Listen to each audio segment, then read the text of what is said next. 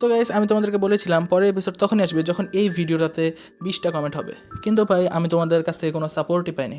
এরপরও আমি পরের এপিসোড এনেছি, কারণ একটা লোক একাই 3টা কমেন্ট করে দিয়েছে এবং এটার কারণে আমার ভিতরে একটা ইন্সপিরেশন কাজ করেছে এবং পরে ভিডিও বানানোর জন্য ইন্সপায়ার করেছে। ভিডিওটা স্টার্ট করার আগে আগের এপিসোডের শেষে কী হয়েছে তা একটু সংক্ষেপে জেনে নিই। আমরা দেখেছি যে এলিজাবেথ ভ্যাশকে ওই গডস প্ল্যান্টের ভিতরে আটকিয়ে দেয়, কিন্তু ভ্যাশ সকলের যান বাঁচানোর জন্য ওই গডস প্ল্যানকে কোনোভাবে ফাটার হাত থেকে আটকায় এবং সকলের জানও বাঁচিয়ে ফেলে। তারপর আমরা দেখি ওখানে সকলে পার্টি করতেছিল, কেননা ভ্যাশ ওই গডস প্ল্যানটাকে ফাটার হাত থেকে বাঁচিয়ে ফেলেছিল এবং সকলের জানও সাথে সাথে বাঁচিয়ে ফেলেছিল। আর তারপরের দিনে আমরা দেখি ভ্যাশ ওখানে কাউকে কিছু না বলে, কাউকে কিছু না জানিয়ে ওখান থেকে স্যান্ড স্ট্রিমার করে চলে যায়। এই তুমি তো ভ্যাশ দ্য হিউম্যান টর্নেডো না? না দোস্ত, আমি শুধু নর্মাল একজন প্যাসেঞ্জার। আর এটা বলেই ভ্যাশ দ্য হিউম্যান টর্নেডো ওয়াশরুমের দিকে চলে যায়। তখন এখানে আমরা হঠাৎ করে দেখি এখানে একটা ছেলে চিমনির রাস্তায় পুরো শিপে ঘুরতেছিল। সে হঠাৎ করে ভ্যাশের উপরেই পড়ে যায়। তখন ভ্যাশ ওই ছেলেটাকে ধরে বলে, কে তুমি? তুমি এই শিপটাতে টাকা না দিয়ে ঢুকেছো, ঠিক না?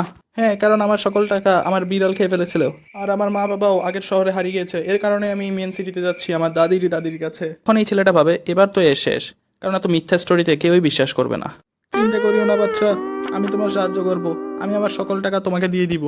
আর আমাদের ভ্যাসের না মন অনেক বড় হলেও বুদ্ধির দিক দিয়েও অনেক কম ছিল। আর ভ্যাস তখন এই বাচ্চাটা সাহায্য করে, কিন্তু ভ্যাস এটা জানতো না যে এই বাচ্চাটা আসলে একটা চোর। তারপরে সিনে না এই ছেলেটা ভ্যাসের ড্রিঙ্কে স্লিপিং পাউডার মিশিয়ে দেয়, যেটা খেয়ে ভ্যাস অজ্ঞান হয়ে যায়। আসলে না এই বাচ্চাটা হলো একটা ডাকাতের দল ব্যাড ল্যাডের সদস্য, যাদের কাজ হলো এই স্যান্ড স্ট্রিমারের গুপ্তধন চুরি করা। তারা কখনোই এই শিবের ভিতরে ঢুকতে পারতো না যদি না এই ছেলেটা এই স্যান্ড স্ট্রিমারের সকল গার্ডকে বেহুশ করে দিত এবং ভিতর দিক থেকে দরজা না খুলে দিত। তখন আমরা দেখি এই দুইটা মেয়েও এই শিপেই ছিল, যারা এত আওয়াজের কারণে জেগে যায়। এরপর আমরা দেখি ব্যাড ল্যাডের সকল লোকেরা এই শিপের মধ্যে ঢুকে গিয়েছে। তারপরে সিনে আমরা ভ্যাশকে বেহোশ অবস্থায় দেখি। এখানে ভ্যাশের হালকা পাস্ট খেয়াল পড়ে, যেখানে আমরা র্যাম নামের অনেক সুন্দর একটা মেয়েকে দেখি, যে অনেক সুন্দর গলায় একটা গান গাচ্ছিল, যার সম্পর্কে আমরা সামনে জানবো। আর যখনই এই র্যামকে ডাকতে যায়, র্যাম গায়েব হয়ে যায়। আর যখন ভ্যাশের জ্ঞান ফিরে আসে তখন তার চোখে পানি ছিল। আর তখন ভ্যাশ জানতে পারে কিছু ভয়ানক ডাকাত এই স্যান্ড স্ট্রিমার ভিতরে ঢুকে গেছে এই স্যান্ড স্ট্রিমারের খাজানা চুরি করার জন্য। কিন্তু এই খাজানাটাকে শুধু মে টাউনে খোলা যাইতো, যেটা এদের জন্য অনেক ঝুঁকিপূর্ণ ছিল, যে কারণে এই রাক্ষসগুলো না এই স্যান্ড স্ট্রিমারটাকে একটা মাউন্টেনের মধ্যে ক্র্যাশ করাইতে বলে, যে কারণে না এই স্যান্ড স্ট্রিমারটা ভেঙে যাবে, ধ্বংস হয়ে যাবে আর এটার ভিতরে সকল মানুষ মারা যাবে আর তারা ওই খাজানাটা নিয়ে এখান থেকে পালিয়ে যাবে।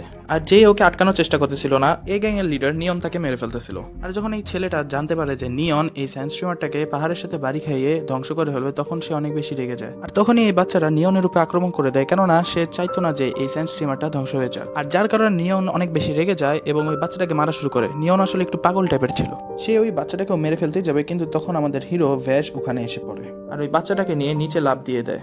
এই পাগলটা কি আবার?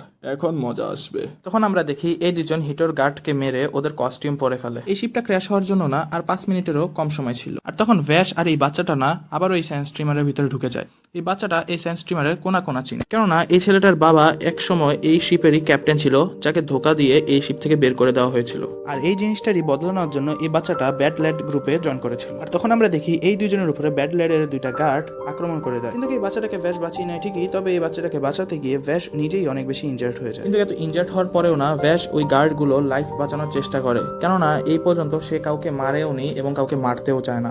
আর এই বাচ্চারা এখনো বুঝতে পারে না যে ভ্যাশ এত বড় একটা ক্রিমিনাল, যাকে পুরো দুনিয়া ভয় পায়, সে এত বোকা আর এত ভালো কিভাবে। আর তখন ভ্যাশ আসানা এই দুজনের জান বাঁচিয়ে ফেলে এবং ধীরে ধীরে করে শিবের সামনের দিকে আগাতে থাকে। আর তখনই না এদের সামনে নিয়ন আর এর অনেক বেশি গার্ড আসে পড়ে। আর তখন এই বাচ্চাটাও না যেখানে লুকাই ছিল তাকেও একটা গার্ড খুঁজে ফেলে। আর এখন তুমি যদি এক ফোঁটাও চালাকি করার চেষ্টা করো, তাহলে এই বাচ্চাটার মৃত্যুর কারণ তুমি হবে।